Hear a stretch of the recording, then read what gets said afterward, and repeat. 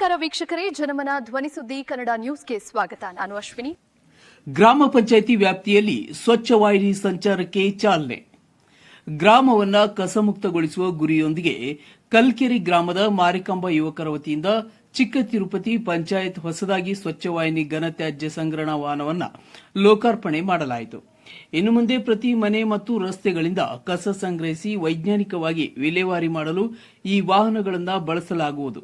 ಸಾರ್ವಜನಿಕರು ಕಸವನ್ನ ಎಲ್ಲೆಂದರಲ್ಲಿ ಎಸೆಯದೆ ಈ ವಾಹನಗಳಿಗೆ ನೀಡುವ ಮೂಲಕ ಗ್ರಾಮದ ನೈರ್ಮಲ್ಯ ಕಾಪಾಡಲು ಸಹಕರಿಸಬೇಕೆಂದು ತಿಳಿಸಲಾಯಿತು.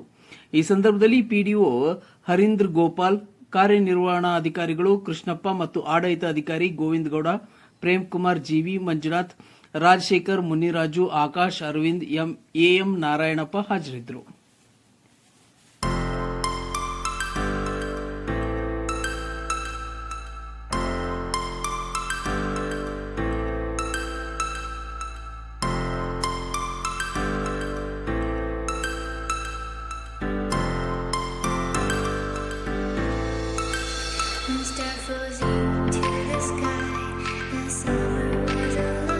ಮತ್ತಷ್ಟು ಸುದ್ದಿಗಾಗಿ ನೋಡ್ತಾ ಇರಿ ಜನಮನ ಧ್ವನಿ ಸುದ್ದಿ ಕನ್ನಡ ನ್ಯೂಸ್. ಲೈಕ್ ಮಾಡಿ, ಸಬ್ಸ್ಕ್ರೈಬ್ ಮಾಡೋದನ್ನ ಮರಿಬೇಡಿ.